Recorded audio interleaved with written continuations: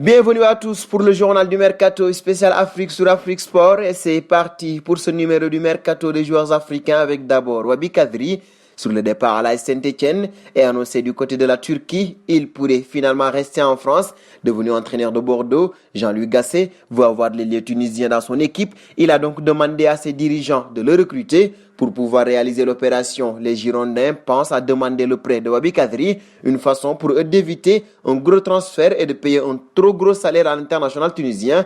À noter qu'il n'y a pas que Kadri qui intéresse Gasset à l'AS Saint-Etienne. Un autre indésirable, Riyad Boudbouz, est également dans le viseur du technicien français.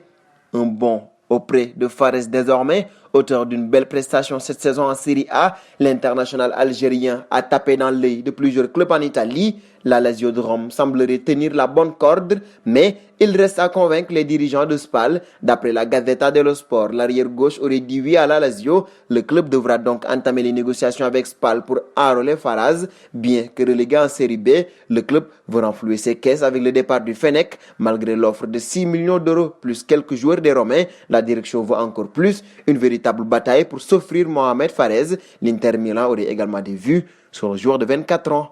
Nous filons auprès d'Aubameyang désormais, encore une fois décisive en ouvrant le score face à Liverpool lors du Community Shield. Un mois après avoir offert la victoire à Arsenal en finale de la FA Cup face à Chelsea, Pierre-Emerick Aubameyang a rappelé pourquoi sa prolongation était un enjeu majeur pour les Gunners. Je continue à dire la même chose. J'essaie de faire mon job qui est de le convaincre qu'il est au bon endroit et dans l'environnement adéquat pour réaliser ce type de performance. Je suis très confiant pour sa signature, a laissé entendre Arteta au sujet d'Aubameyang.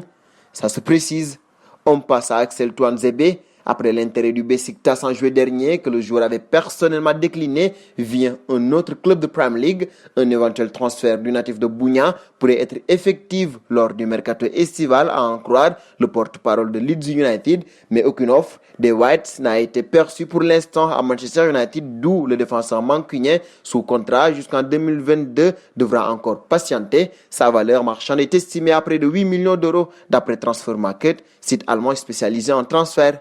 Et d'Axel, nous passons à Farid Chahal. Le portier de 26 ans aurait trouvé un accord avec un club saoudien où il devrait d'ailleurs signer dans les jours à venir. La direction du MCA n'est pas contre le départ de son gardien numéro 1 car elle espère finaliser avec le portier de l'USM Alger, Lamine Vemamouche. Rappelons que Chahal est toujours sous contrat avec le MCA. Il porte le maillot du Mouloudia depuis 2015.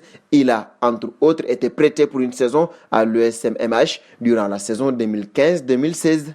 Nous voici auprès de Sadio Mané désormais dans le viseur du FC Barcelone. Alors que Lionel Messi est annoncé sur le départ, le Sénégalais n'est pas indifférent à l'intérieur du club catalan comme nous vous le révélions. Pas étonnant quand on sait que les Blaugrana seront désormais entraînés par Ronald Koeman. Le technicien néerlandais qui a signé il y a quelques jours au Barça a déjà entraîné Mané il y a quelques saisons à Southampton et garde de bons souvenirs de l'international sénégalais. Sauf que prendre Sadio Mané à Liverpool ne sera pas chose aisée pour le FC Barcelone. Selon Mundo Deportivo, les dirigeants du club anglais ont fixé 120 millions d'euros pour leur ailier et ne comptent faire de cadeau à personne en ce qui concerne son recrutement. En proie à quelques difficultés financières ces derniers temps, le Barça aura du mal à sortir une telle somme. Dernier point de ce journal en RDC où Sanga Balende veut jouer les premiers rôles cette saison en championnat national. Après avoir frôlé de peu la relégation, l'arrivée du nouveau comité dirigé par l'homme d'affaires Alain Doyen s'attelle sur la construction de l'équipe. Ainsi sont venus 3 joueurs camerounais pour venir étoffer son effectif.